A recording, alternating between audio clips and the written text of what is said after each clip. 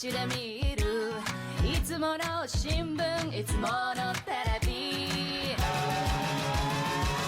どこ行ってもすぐそこに心ハムスルーでどこ行ってもすぐそこに笑顔溢れてるいつだって Yeah 途方に暮れて迷っても君を待つ家の光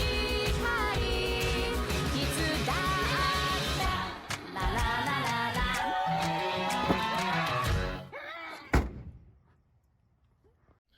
Okay. Hello, and welcome back to the Game Night Podcast. As always, I am your host. This is Geekish, otherwise known as Tyler, and I am joined today by my beautiful co-hosts. We have Sticky Cum, Tanner the editor, Adhesive Ejaculate himself. What's up? And of course, we have the high-flying, big ballin', long schlongin', jetpack ahoy GN. What's up, everybody? Today, as you may see by the title, depending on what we decide to title this, today will be a little bit of a different episode. We wanted to try kind of a different format for you guys. As you know, as you guys also probably have, we've been on the internet for a long time. And the internet has bred some very interesting characters throughout the years. So we thought every couple of episodes when ideas are running low, not much has happened, we could take this opportunity to inform some of you, or perhaps remind some of you, about these array of interesting characters that have one point or another made us laugh or feel something entirely different. And today... It's the second one. It's the second one. And today, we are going to be going over a very, very, very big contender in weird internet history. Luckily, in our group, we have a historian on this man. Tanner, the Adhesive Ejaculate Sticky Cum himself. This title is just going to keep getting longer, isn't it? Is also a Chris Chan knowledge bank. And that is, of course, who we are talking about today. So I'm going to go ahead and pass it over. Me and Jet may interject every now and again with questions, but we're just going to kind of let him explain the story of who Chris Chan is and why he became a household name in Reddit culture. Now, yeah, again, I mean, I'm just here to look at this point.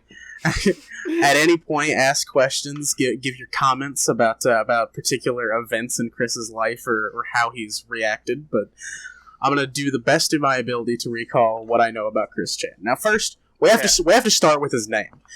His current the name he went by for the longest time on the internet was Christian Weston Chandler. However, his first name was not originally born Christian. It's the whitest name I've ever heard in my life. Well, he's from Virginia. I mean, what do you expect? His original name was not Christian.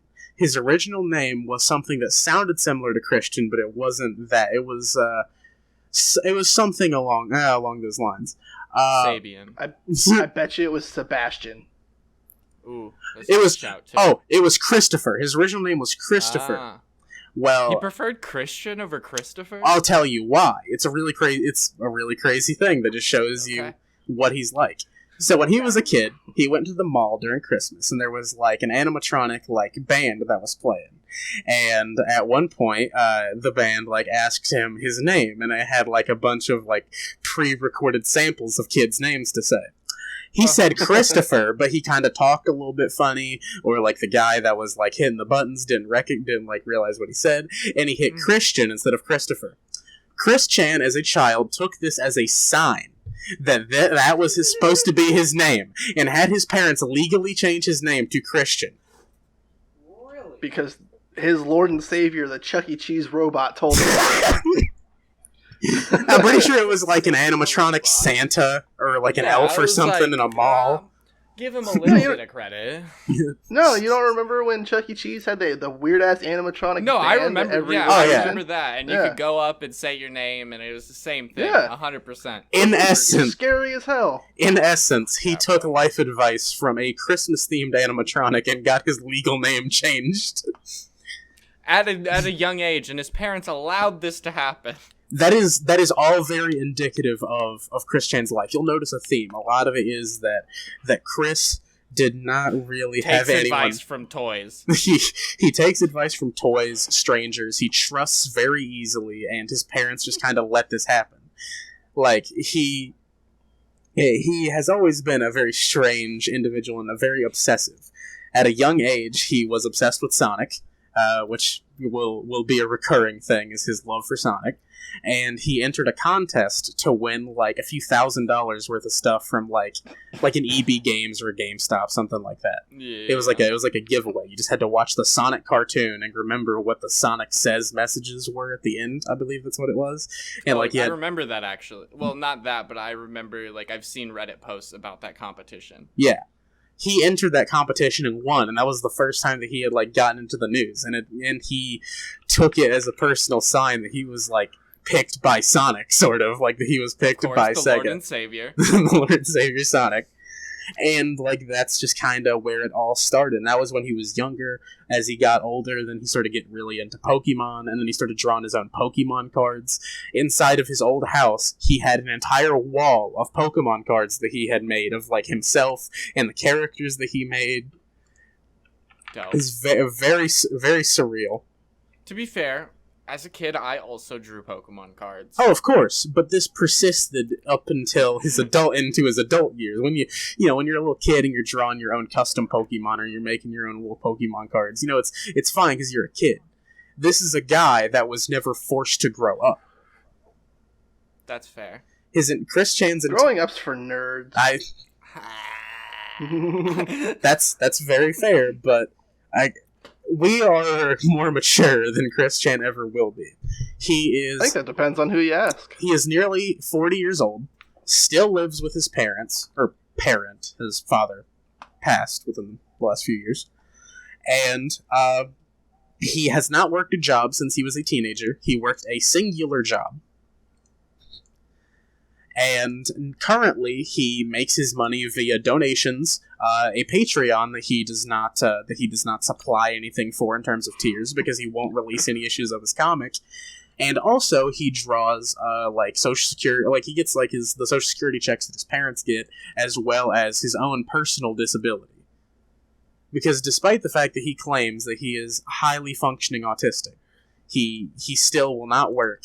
And gets money from the government. He calls it the monthly tugboat. Did he... Monthly tugboat. I like that, honestly. Did he get anything for his father's passing? I don't believe so, but then again, he already lived in the house, so it's not like they could really hand that over. He kind of already lived. I was just curious about like life insurance or something like that. Oh, yeah, I think the amount of money he got per month increased after his dad died. Alright. Because he had one less person to be dependent on, I suppose. But he's technically just been taking taxpayer money and blowing it on dumb shit. He does not have a job, and he has racked up thousands and thousands of dollars worth of debt. He essentially owns every game console known to man, and that's after his house burned down and he lost a bunch of things. He still owns a lot. And that's where Chris is now. But this guy's had a long legacy on the internet. It all kind of started with the Sonichu comic. Now, if you don't know about Sonichu, this is a creation of Chris's amazing mind. A fusion... Sonichu will be right here. A fusion between Sonic and Pikachu. Pikachu. Boom. Sonichu. Enjoy editing that. It is a fusion of Sonic and Pikachu, and Chris had this comic, and he was one of the characters, and he was the father of Sonichu, and the mayor of a fictional city in Virginia called Quickville, because his initials are CWC. Quickville.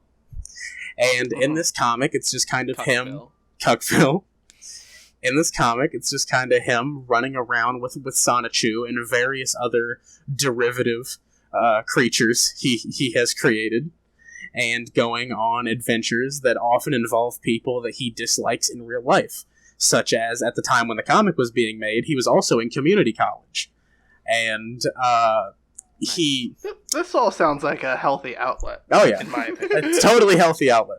This is a funny story. So Chris Chan was a very lonely man, and he thought of a new way to bring the ladies in. So he made attraction signs. He would put up flyers around the school detailing information about himself, hoping that girls would inquire within about. Did it have like his phone number on it? It had like just information about him, and I think maybe his phone number. Not on this one specifically. I will read you one of these signs. Okay. This was the first version of the sign that was spotted at his college. 21 and single white male, shy, smart, young at heart, computer skilled, humorous, a great thinker and go-getter, natural salesperson, enjoys the good parts of life, diplomatic, friendly, loves his family, peaceful, very creative, and then underlined, he's lonely. Seeking seeking a cute 18 to 21-year-old single female companion. There's that Single 18 female to 20. lawyer. There's that 18 to 21. Oh my god, it all makes That's sense like now. It's like some weird amalgamation between a Tinder profile and an Indeed resume. Oh, there's more. Yeah, right? This was when he was 21, and this was just a part of his love quest. Hey, at least he was saying 18 to 21. That's a lot better than a lot of other internet icons. Oh yeah. Yeah. But wait until you hear his demands. Now let's get this out of the way. Demand. Yes, this is a guy who's picky. He wants the cream of the fucking crop. Despite the fact that this guy has not worked a fucking job, will not even meet the tiers that people are paying for his Patreon, not releasing the comic that he started doing for fun and then later started getting money for. Despite all of that, this is a man that has some demands and only wants the finest of ladies. Well, of course. Seeking a cute 18 to 21-year-old single female companion. Asterisk. 18 to 21 years of age, does not already have a boyfriend / single. Makes sense.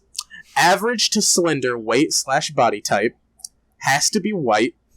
Lives lives in the Charlottesville or Ruckersville area. Does not smoke or drink alcohol. Happy, positive personality.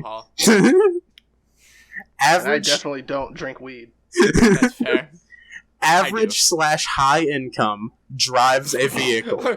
Whoa, she's got to be rich now? She has to be rich. Now she has to be rich? Slim, rich, and white. And not smart, though. Not smart. No, he never once mentioned she had to be intelligent. she also has to drive and live in the Charlottesville or Ruckersville area. Also, Ruckersville sounds like a place in a video game. I Ed, Ed, and Eddie could have lived in Ruckersville. At the end of the day, Chris Chan don't want no scrubs. That's just facts, bro. He has standards. now. I mean, it's unfortunate that one of those standards is that she has to be white. I was like that. This sign gets worse. So then there's a picture. Then there's How there's big a picture. is this sign? It's he writes really small. Just really small. Did you get a billboard? Yeah. I'll throw a picture of it just shortly on screen, just so that way people can see how it is. But then there's a picture of Sonichu's face, and then it says, "If any men read this sign, mind your own business." And to all the men with girlfriends, except What? Same. To all the men watching this, mind your own goddamn business, okay? And to all the men with girlfriends, except marrieds and blacks, go jump off of a cliff. Have a nice day. So wait, what? I mean, it's kind of cool that he said not including blacks, right? He said if you have a girlfriend and you're black, don't jump off a cliff. And if you're married, don't jump off a cliff. But if you have a girlfriend and you're not black, jump off a cliff. Jump off a cliff. I don't know. I don't know how to process that. He didn't want to be racist. But he had no problem being like, you have to be white. The thing about Chris Chan Wait. So, hypothetically speaking, if someone had replied to this and then been in a relationship with Chris Chan, he would have to jump off of a bridge. Andy'd have to mind his own damn business. Andy Probably would have saved him a lot of grief, to be fair.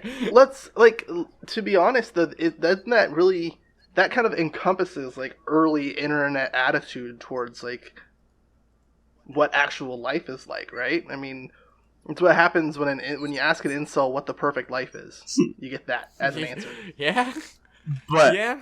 But the thing about Chris is the fact that this continued for a while. There wasn't just that one sign. He kept moving on to different avenues of trying to attract women. For example, it's just cross-marketing, man. I think you mentioned the love quest earlier. Yes. And how this is part of the love quest. Can you kind of explain what the love quest, what it is, what it means? Chris Chan deeply wanted a relationship for many years. And so don't we all? Of course, that's a very normal thing, is to want someone to have and to hold. But Chris Chan thought of it as like a quest in a video game to obtain a girlfriend. He did not think about creating a genuine connection with someone. He just wanted basically a living body that was female, that would take care of him and legitimize his actions. That was his ultimate end goal, and that was sort of the overarching love quest that took place over many years, and ended with him now being in a fictional polyamorous relationship involving a Mewtwo. But we'll get there. Chet's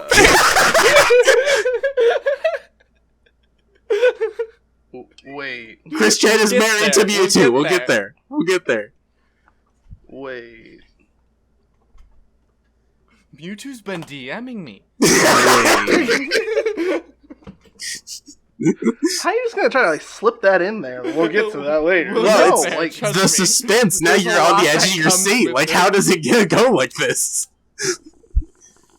I mean, the man went from being like, showing initiative and putting himself out there on these billboards in wherever the hell he is. The Rutgersburg And- area. Like, he was being very clear and concise about what he was seeking in a relationship. I would and like what to he had mention offer, Mewtwo does and not meet any of that criteria. No, absolutely not. Mewtwo's not white. Mewtwo definitely doesn't he's have a gray. rifle. Mewtwo does not drive. I can almost And I promise. highly And doubt his that income is Mewtwo nothing. lives in Ruckersville. I'm fairly certain Mewtwo lives at the Cerulean Cave. But, I Cerulean guess Cave after a is in while you have to Ruckersville. settle, right? Cerulean City, Rutgersburg. But not only was there the sign, there was also, he put this sticker on the back of his Nintendo DS, and he would play it in public. And it says, "One girlfriend, please. I am a 22-year-old boy seeking an 18 to blank-year-old." He would later write in the age with a marker, depending on how lonely he was and whether or not he was able to push his age further. I'm a 22-year-old boy. He doesn't say that he's a man. Boy. That encapsulates the fact that he is mentally a child. He is an man 8 child. He is seeking an 18 to blank-year-old boyfriend-free girl. I am lonesome. And it's in like this really weird font. How much do you reckon that sticker cost him to make? I believe that he just printed it out on his printer and then taped it to the back of his DS. Oh, so it wasn't like an actual sticker. Yeah. Cheap ass. Can you imagine that campaign on Teespring? That's a private campaign if I've ever seen one. Yeah. There is another sign that he made that I do not believe there was ever a real life picture of, but he included it in the comic, I believe. Like there's a drawn picture of it, and it's like it's kind of like one of those like fold out signs. It's kind of like how a fucking wet floor sign stays up. It's kind of like one of those, but and it says, "I am a 23-year-old single male searching for an 18 to 23-year-old female companion who I can love and trust." So, like, he would... I'm pretty sure he would... a lot... I like that one doesn't exclude as much race. Oh, yeah. That one's a lot more... Well, that open. kind of shows what part of his love quest he's in, right? Like, lowering his standards. Like, the next sign he's going to tell us about, like... It can be Mewtwo. 22-year-old boy seeking anybody to touch my wiener. Seeking one of the original 151 Pokemon. Yeah. Preferably a legendary. But fuck Maybe Gen found 2. in a No one cave. from Gen 2. I will use a Voltorb like a Benoit ball. At this point. Bro, do not leave me in the same room as a Weeping Bell. I promise it will It not will go get- well. Yeah, it's gonna end up looking like one of the bikers on Cycling Path with the Weeping Bell belt Yeah. buckle. Where it's like, yeah. Yeah, But it won't be I'm a gonna belt have buckle. There's gonna be twitlongers about me for days, I promise. Bro, that cloister is fucked. Literally. But, This Yeah. dude's got a Ditto fleshlight. oh my Christ.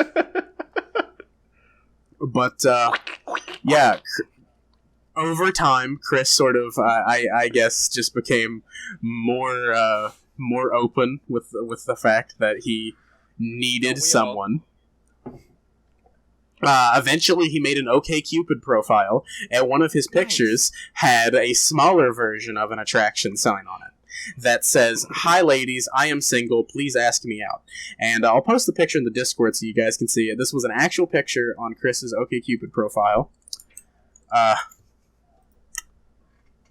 Go!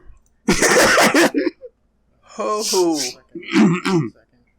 He couldn't get the letters right, so he had to flip a lot of things around. He didn't have the right ones, but I believe he'd just have that one on him, or like maybe he'd like pin it to his shirt. I think that was that one, unless he only made it for the picture, because it looks kind of like a name tag.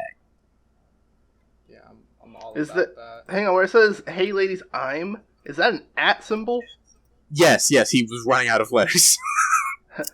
Hey ladies, Adam's single. Who's Adam? Who's Adam? I like how he's like so engrossed in the internet like culture that he wrote his sign in meme speak.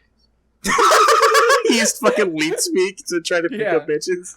That's what I meant to say. I don't know why it came out Yeah. meme, but yeah, elite. No, I got it. Also, in an April 2012 Facebook status revealed that Chris planned to go back to his roots by stalking innocent women in public with the sign. The post said, "The time is too great, and these are grave, desperate times. I'm going to start going back to the Fashion Square Shopping Center in Charlottesville, Virginia, with my sign and going into my sweetheart search with full-on guns a-blazing."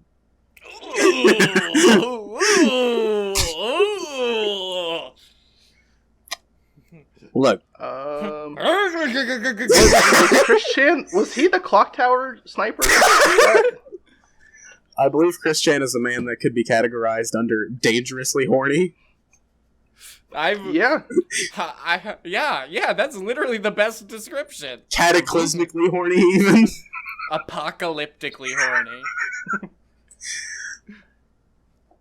But Oh no. Chris's love quest ended up taking him down a lot of routes. Eventually, he tried to meet women on the internet. There was some girls in his high school, like, that he tried to talk to. I'm trying to remember the Megan. Megan was her name. Oh! Megan Fox? I was just about to say, and she grew up to be Megan Fox. I'm not gonna say her last. Wow. I'm not gonna say her last Yeah, name. I It's wouldn't out. say her last- It's out there, but she is a legitimate if you- innocent person. If you want to stalk her, find her name yourself. We're not giving it to you. The next sign says it must be 21 to Named 23, Megan. white, named Megan, and have toe thumbs. I forgot to mention the point why I brought up the signs, because it relates to the comic. So, after putting up the signs, he started getting in trouble at his school. And, like, one of the people that worked at his school was a woman named Mary Lee Walsh. She was the Dean of Student Affairs at Piedmont, Virginia Community College, which is where Chris went, and that was the only real education he had Shout obtained. out Piedmont, Virginia Community College. Yeah.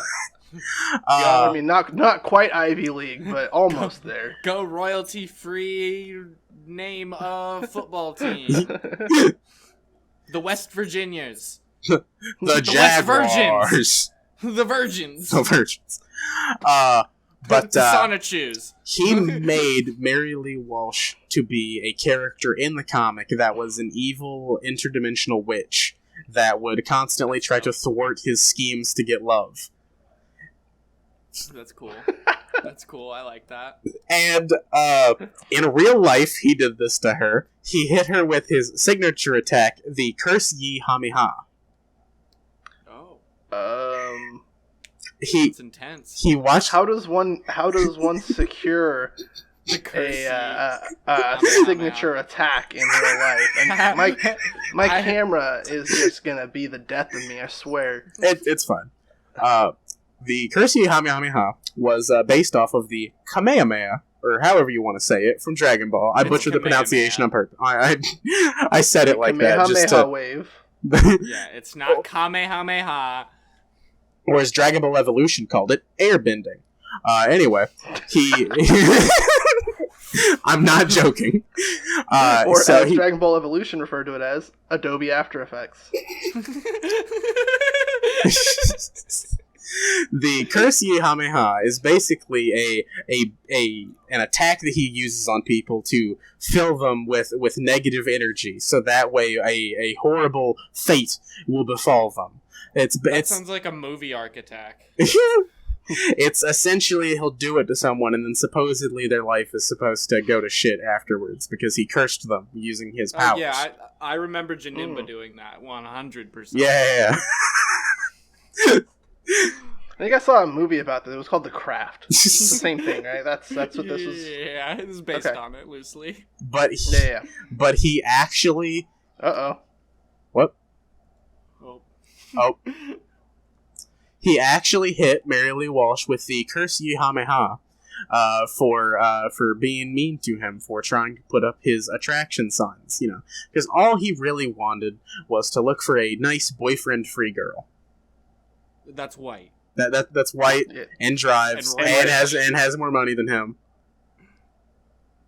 And has 3 fingers on each hand and a long purple tail.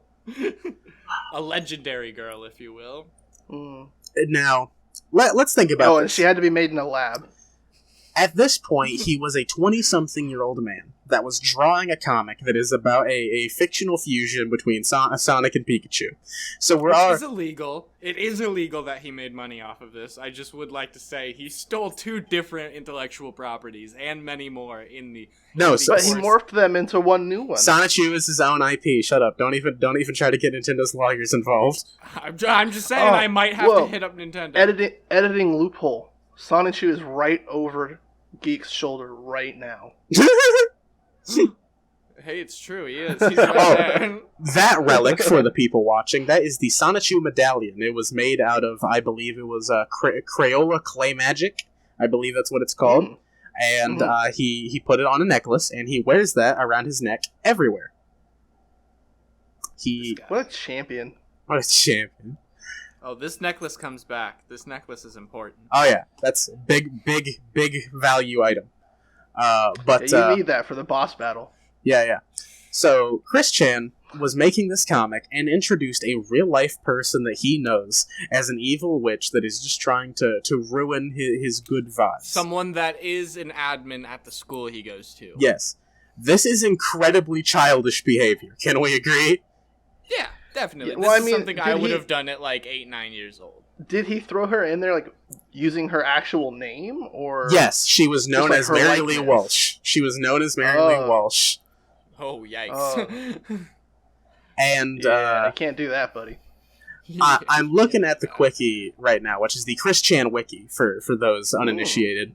And I found this picture that I didn't know exists, where Chris Chan drew a picture of Mary Lee Walsh sitting on a couch and spreading her pussy lips and inviting inviting someone to come and lick her pussy.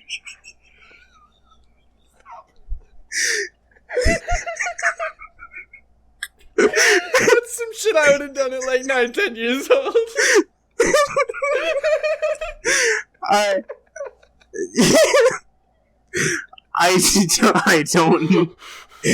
don't know why he drew that this. picture on the screen, but the link's in the description.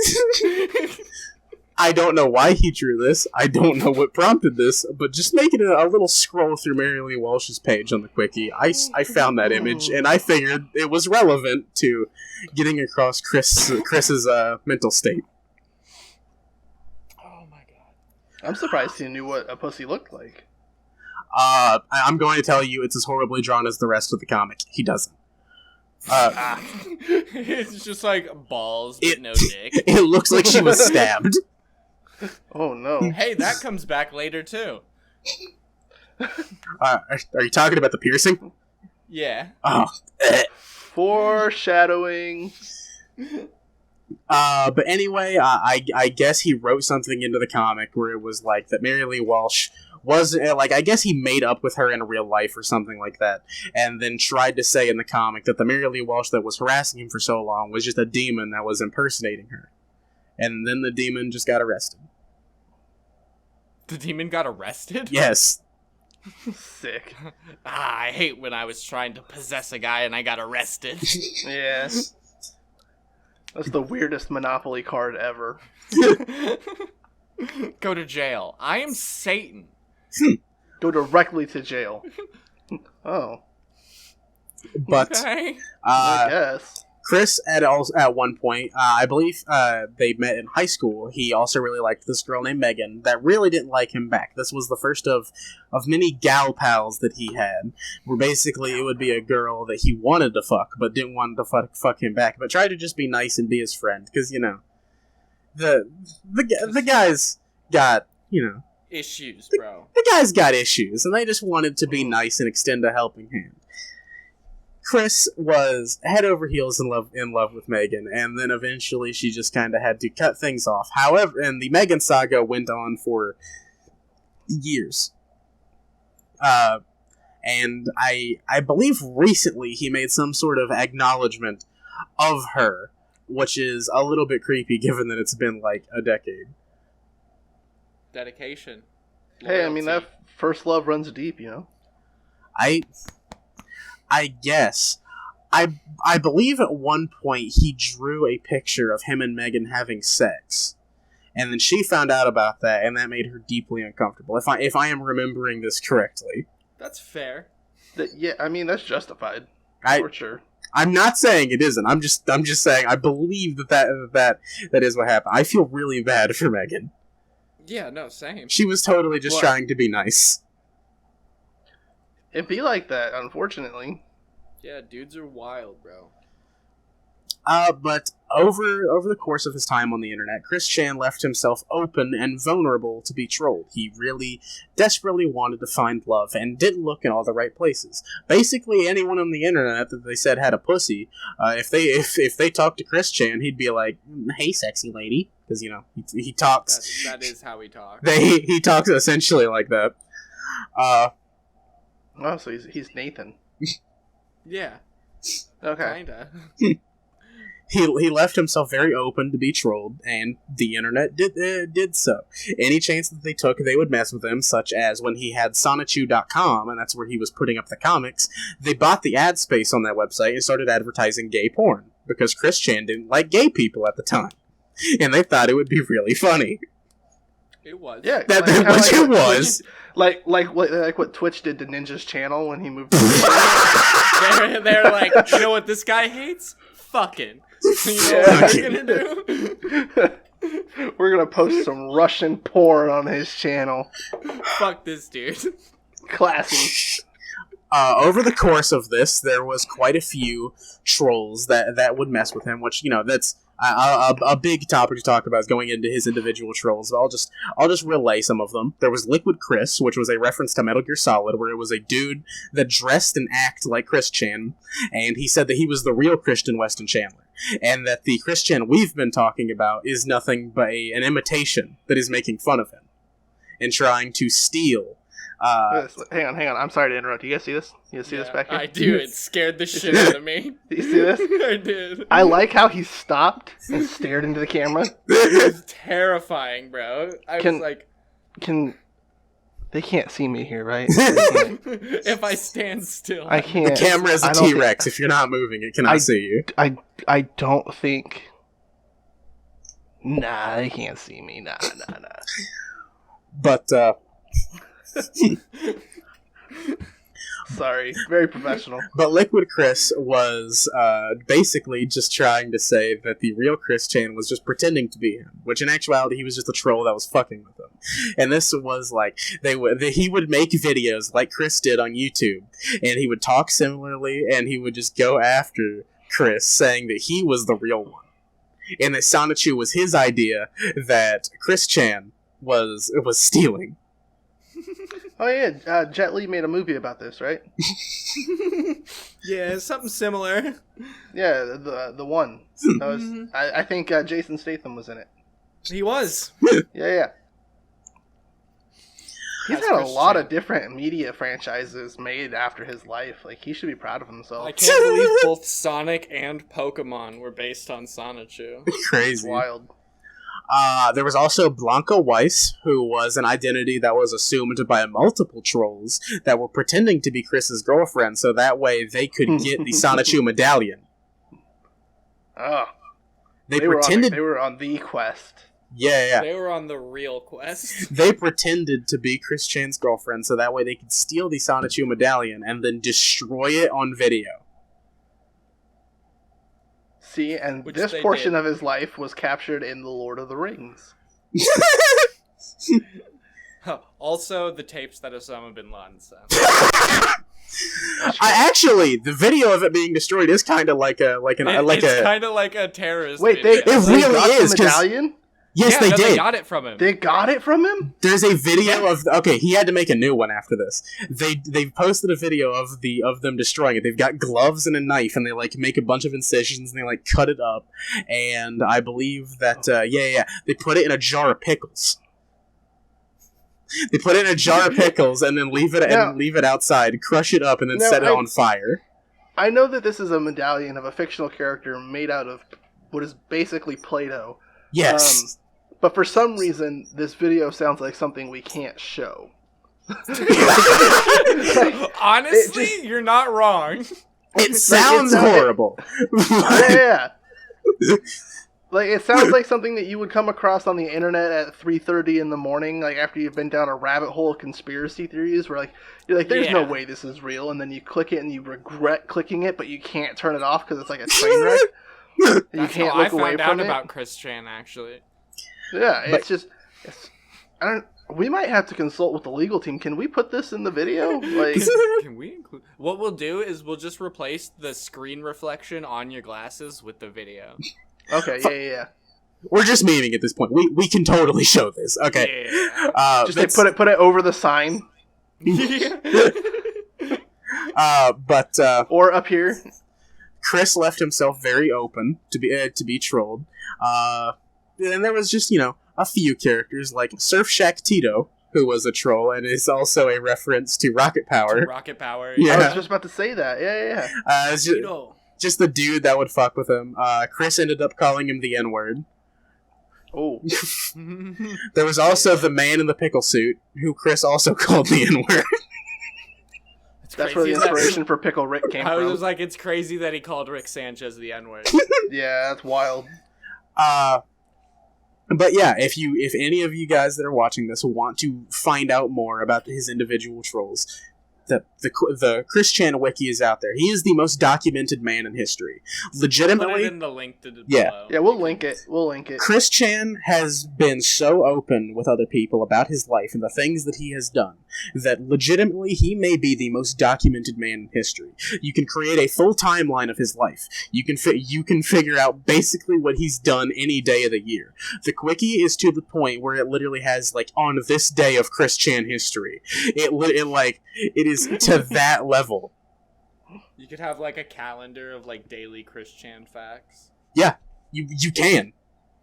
Honestly, that's like genius marketing. He should probably do that. Yeah, I was like, he really needs to capitalize on the whole On his troll part of it. popularity. The problem is he's too lazy. Yeah. Yeah, that's But I mean, true. the thing is like I understand this is he is a total and complete man child. He's delusional as all hell, but like he has to understand that he's a meme, right? The thing about it is that Chris Chan, I don't think he realizes that he's a meme. Let me tell you why. He thinks that he legitimately holds some sort of power and clout on the internet. Chris Chan sees himself as like sort of the original influencer.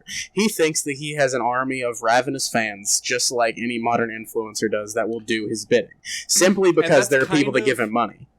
And that's kind of like that's been the whole troll tactic the whole time is like you break him down and then you convince him that he has a new loyal fan base or girlfriend, and then you break him down again. And I think the idea is they just want to see how many times they can break this dude down before he's just like, I can't do this anymore.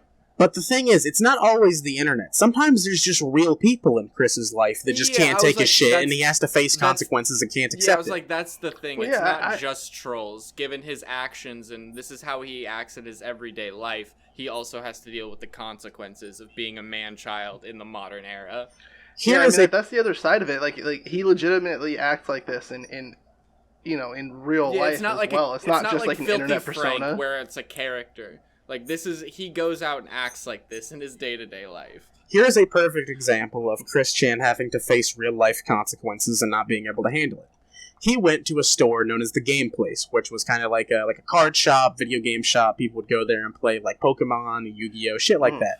And there was like consoles on display where people would play games and shit too. He liked to go there, and that was kind of like his only real social interaction besides the internet for a long time.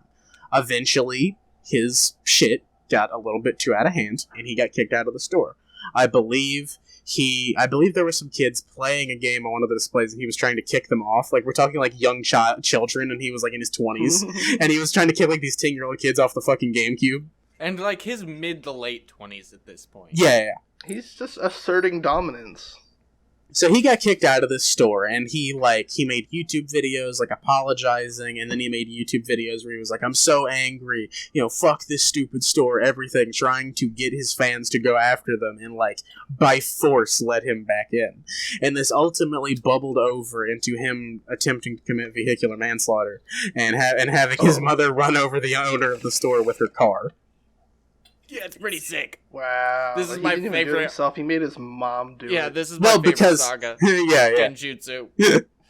They essentially just like saw him out in public, and mom was just like, run, and he was just like, run him over, mom, and just kind of like forced her hand. She just did it because She just did it. Because that's her son and she loves him. Yeah. If you wouldn't commit vehicular manslaughter on a small business owner for your son, who was a raging autistic man-child, what are you even doing with your life at that wrong. point? I mean, really.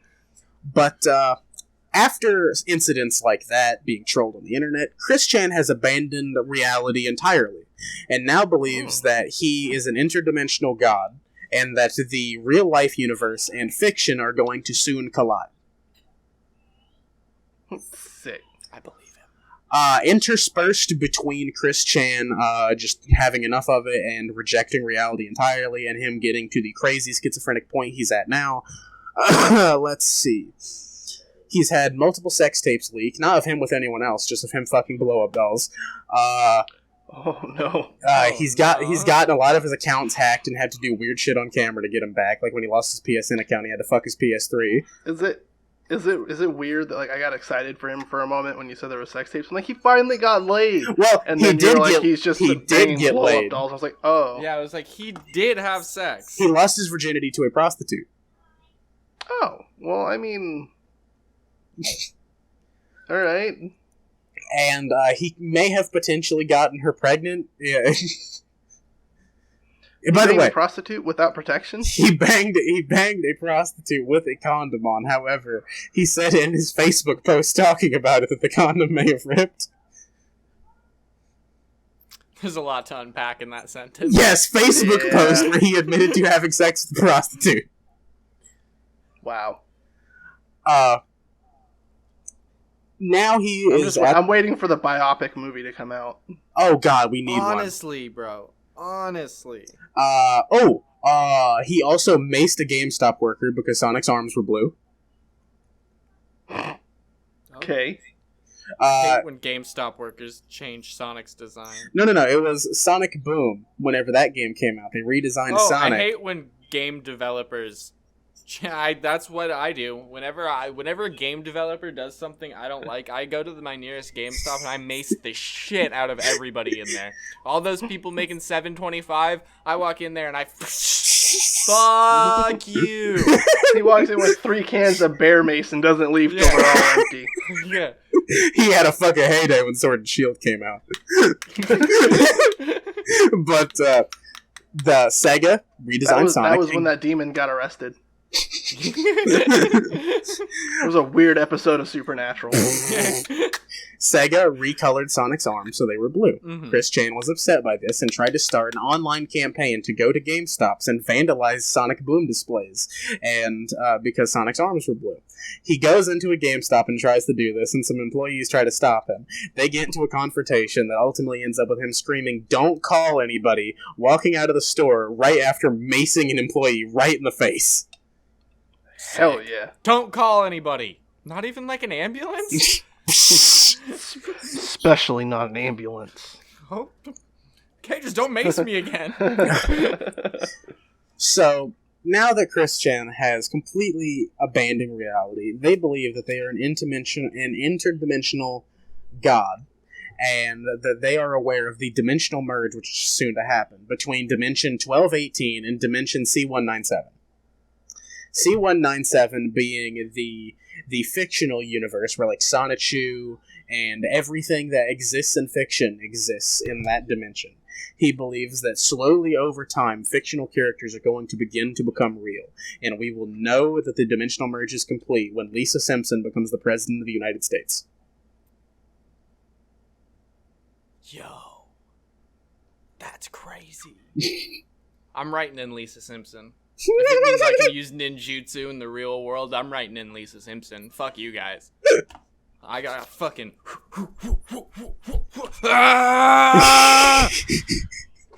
I'll fuck everybody, bro. I've been practicing hand science for years.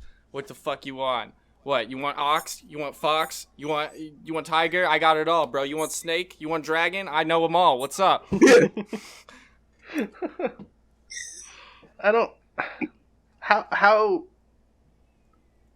is he not like institutionalized? Well, because insane asylums don't exist anymore. There's no lower facility they could put him in that could contain him.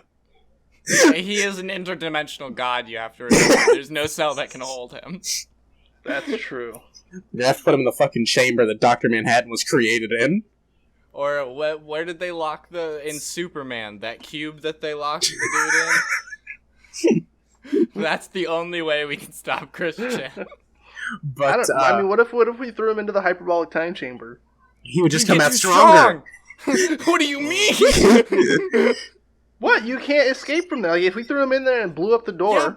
But then Goku and Vegeta could never go in there and train because he'd kill him. Okay, Chris is so powerful that he could open an interdimensional rift and come back to the real world. Just like Super Boo did with his screen. He's like, yeah, I was about to say, he's like Super Boo level. Yeah, That's terrifying.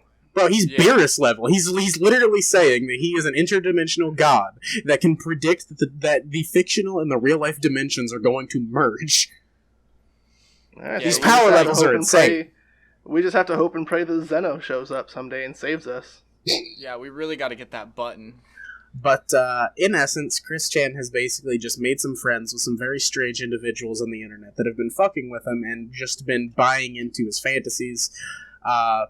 They've talk about the weed. Oh, he smoked weed with a couple of teenagers and then started making out with one of his fictional wives. This is a video we can show. Wow. I feel like this is a subject that's we're not gonna be able to cover in a single episode. No, I think we'll do this episode will be like the history of Chris Chan, and then if you guys like it, then we can do is Where is Chris Chan Now episode to follow it up. I mean, yeah, that's fair. I've just tried to give a very an overview of Chris. We can go a few minutes over if you guys are down, and I can just keep talking. We don't need to go like 2 hours or anything. No. I can. Just worried that his camera's about to die. Oh yeah. Yeah. Oh fuck. The entire audience is aware of the fact that it's gonna die. Okay, you guys. As soon as Jet's camera dies, it'll just be a picture of Chris Chan there. Don't do that to me. Fine, it'll That's be a rough. It'll be a picture of me too. Yeah. No.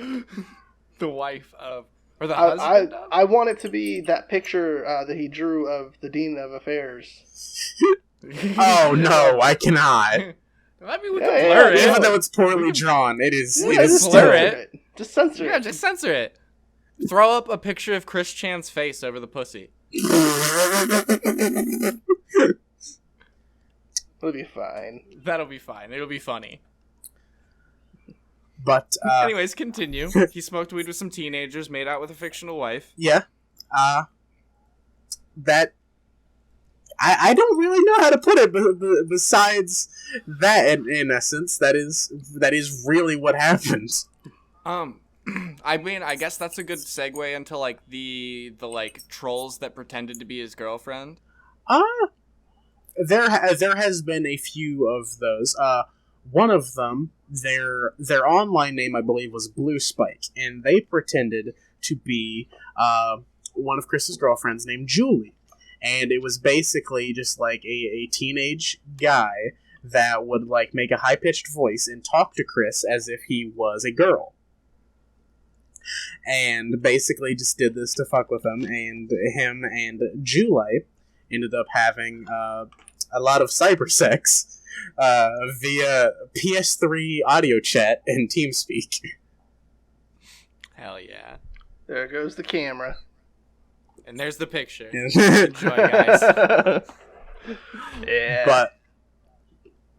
But Chris and Blue Spike / Julie ended up having a fake relationship for quite a time, until one day that Jesus fuck they had a cyber sex session, and where Chris like fucked his blow up doll, and as he nutted started screaming her name with his lovable country twang, and then afterwards Blue Spike admitted to Chris that he wasn't a girl the entire time, that he was actually he said that he was like a 13-year-old boy, and he tried to say that Chris was a pedo.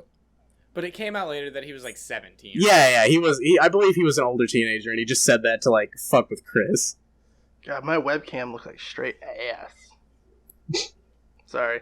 I was like, I'm setting up my webcam, like, because I have my actual webcam here, too. Yeah. But, so that's recording now. It just looks like garbage, like, in comparison to my actual camera. Okay. So there's still video. Sorry, folks. Continue.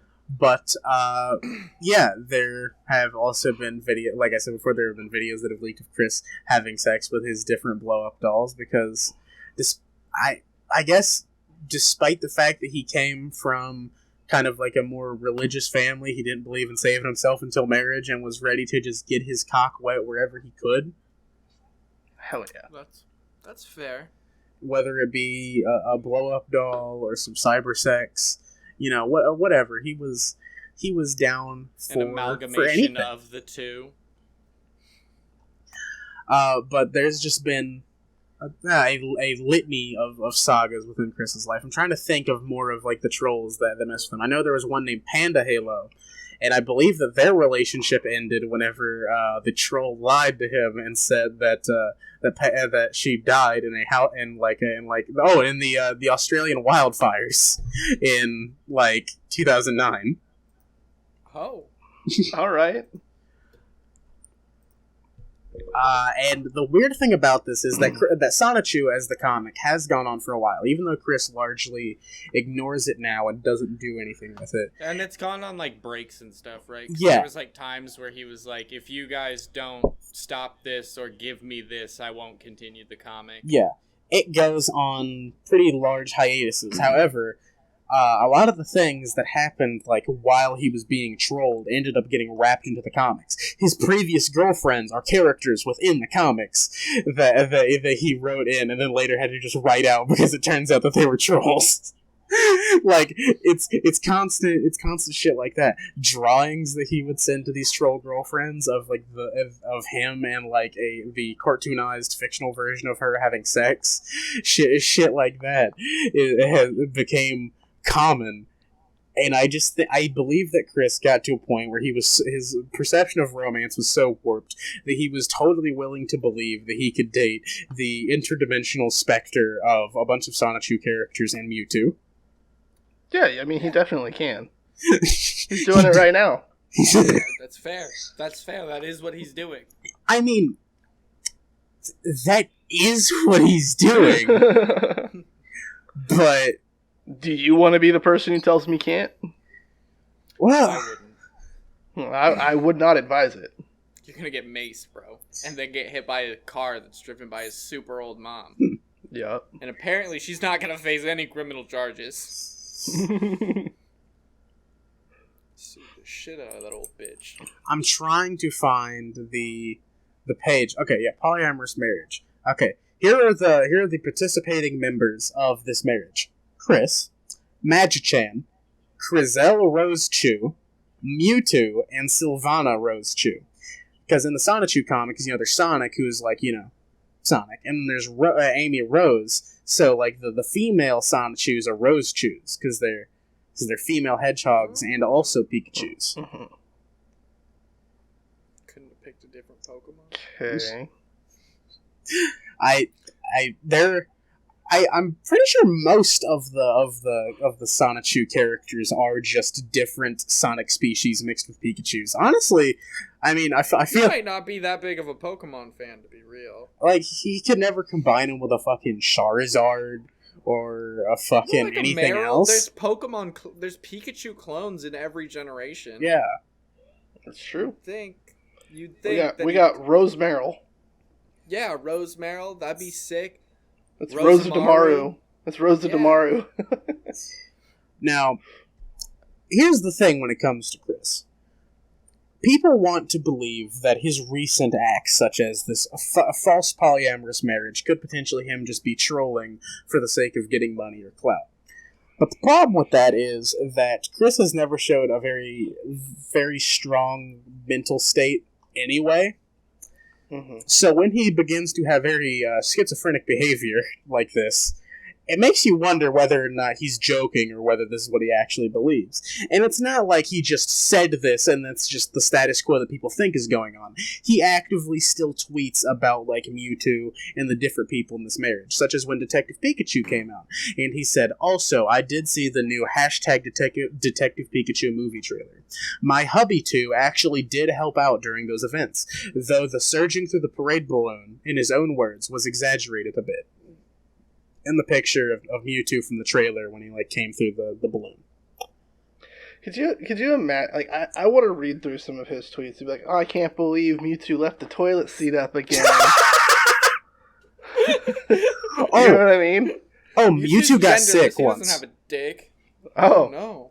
I don't really see how that's possible, but okay. March 11th, 2019. Chris gave the unfortunate news that Mewtwo had Pokérust, struck ill but was on his way to recovery. The tweet read, "Hey, I've just got this news from Magi-chan. Our hubby, Mewtwo, has come down with a really bad head virus. He's resting at the Quickville Basilicom, and he should only be a few days until recovered. Prayers would be appreciated very kindly, and much please, thank you." And donations also. Donations also. And those medical bills aren't going to cover themselves. If he would have let Mewtwo stay in Cerulean, they would have free healthcare at any Pokemon Center, but no. Imagine not having free healthcare in your own fictional world. Right? That reminded me of something sad. This whole story? Free health. No, This well, entire episode? at least there's things about Chris Chang you can make fun of, haha, but he deadass let some cats die that he could not take care of and just use them as a way to shake money out of people. That's a big yikes. Woof. No, see, that's the thing, is Chris Chan's not a good person. Chris Chan is not a good person. He is I not do deserving not of sympathy. feel I was like, you shouldn't feel bad laughing at him, because he is not a good person. He causes harm to other people, and, I mean, granted, some of the trolls have been a bit excessive and probably haven't helped the situation, but yeah, I don't feel bad laughing at him at all. Not all of the trolls that mess with him are vindicated. Some of them have fucked up and they've done bad things. Some of them have definitely stepped over the line. However, when Chris has such a consistent pattern of behavior of being a shit person to others around him and just not willing to improve himself for anything, it kind of makes you wonder, how much sympathy do you really deserve? Yeah, no, I'm not mad when shit people are shit to other shit people. Fucking two losers fighting. it makes for an interesting story. I'll say that much. And Yeah, that's the thing about the Chris Chan story is it's like it has its ups and it has its downs, and that's like what's so crazy about it is the extremeness of the situation. Right. It's one of those stories that you hear it and you're like, there's no way this is real. Yeah. There's no way this is actually going on. But like he really is a real person. I mean, his polyamorous relationship is not real, but he is a real person. Yes. But to him, it's real. Is what's crazy. Right. Like he actually believes this, and so it's really, really wild. I am really interested, to continue this, to hear kind of the where is he now portion of it. But again, I feel like it's one of those things. It's going to take an entire episode on its own. Yeah, I think that we could call this part 1. And this is going to be like a Chris Chan like duology series. Yeah, maybe when we just as a quick reminder, this is going to be the second to last podcast before you guys get roughly 2 months of IRL podcasts. So, I think after we finish those up, we'll do a part 2 to this, and we can figure out where Chris Chan is at now. Yep. So definitely keep an eye out for that. But I think we're gonna go ahead and wrap it up here for today. Yeah. Tanner, thank you so much for letting us know about the epic enlightening journey you on one of the that is Christian, one of the most influential people on the internet, or maybe within the human race. What are you guys' final thoughts so far? What do you think about Chris's story? So, I am kind of knowledgeable about Chris Chan. I kind of know where he's at and some of the things that have happened since then. And so I won't give anything away, but I'll just say that, like, if you thought this is crazy, there's still much more to come. Oh yeah. For me, because I didn't know anything about this person until an hour ago, and like I've heard mention of Chris Chan or whatever throughout my years on the internet, but it's one of those things where it's funny, but it's also very sad. Because I feel like he's an example of a person that was let down by those around him. It's a cautionary tale as to what happens when someone who cannot mentally handle the internet has unvetted access to it, and does not properly get the potential care that they need. However, it hits a certain point where the options are there for them. And there was always the potential that Chris could have gotten the help he needed and kind of just kept to his own ways and never really grew. Right. So it's interesting to hear about. Yeah, Geek, I got my gat over here too, fam. What up? What up? Yeah. Especially because I don't think we talked about this on the podcast. I think we were talking about it a little bit before, but his siblings are all pretty successful. Oh yeah, I brought that up before the podcast. The rest of his family was not too bad. His dad was an engineer that had submitted several patents. I believe one of his brothers is a lawyer. The other one is a film reviewer, and I believe his half sister is a mathematician.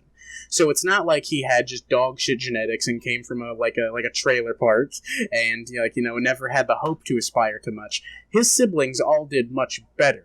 He personally just did not do anything But I feel like that could have contributed to part of the problem.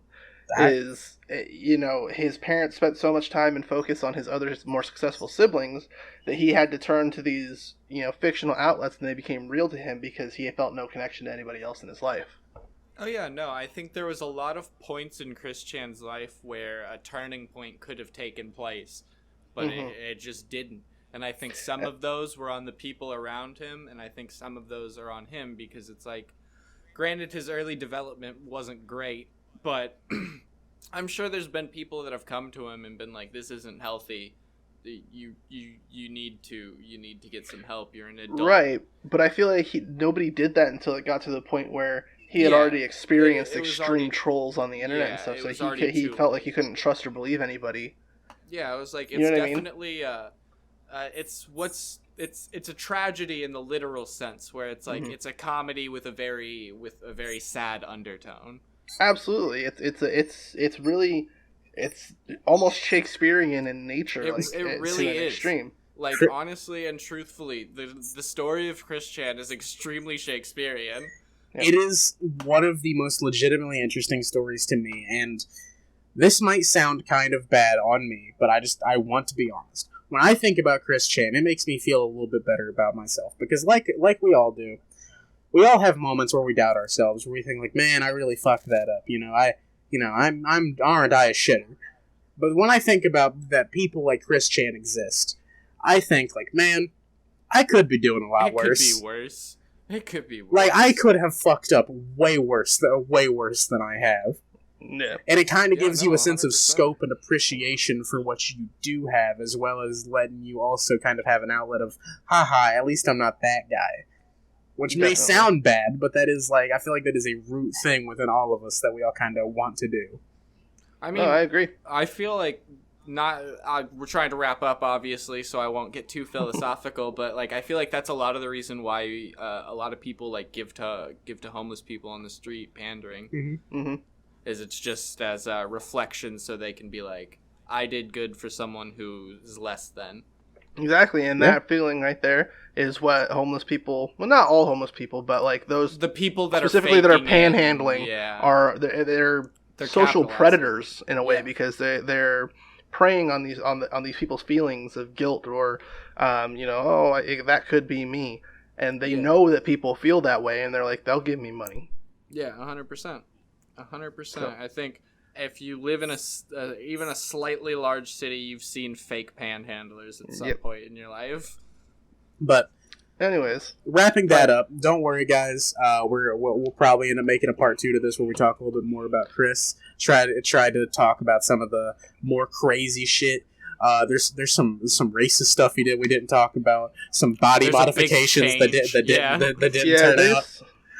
there's a wide berth of subjects to talk about this, and it may end up being more than 2 episodes. This might We'll have be to a sit down and talk series. about it, kind of schedule it out a little bit. Like I said, it'll probably end up being a bit of a mini series. Yeah.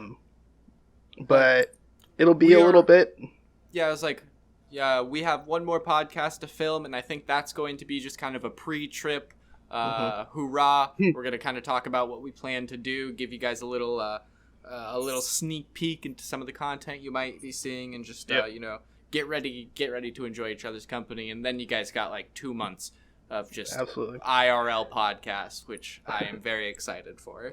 And then really quickly before we go, because I don't think we mentioned it at the beginning, quick shout out to Rogue Energy. As always, our podcast is sponsored, at least in part, by Rogue Energy. Big lovers of their product, and they're awesome supporters of our group here. Use code GameNight at checkout if you go and pick yourself up some. As everybody struggles to get all their products together. Code GameNight at checkout will get you 10% off your order, and it goes to support the channel, which helps out a lot. So. All right. You Thank reaching you over guys. to that table and grabbing that made it look like you reaching in like the background off of Chris Chan's table. It was really funny. Don't do that. If you touch his Legos, he will kill you. Oh, I'm sorry, Chris, leave me alone, Chris. No. We'll see you guys later. Have a good rest of your night, guys. Bye bye.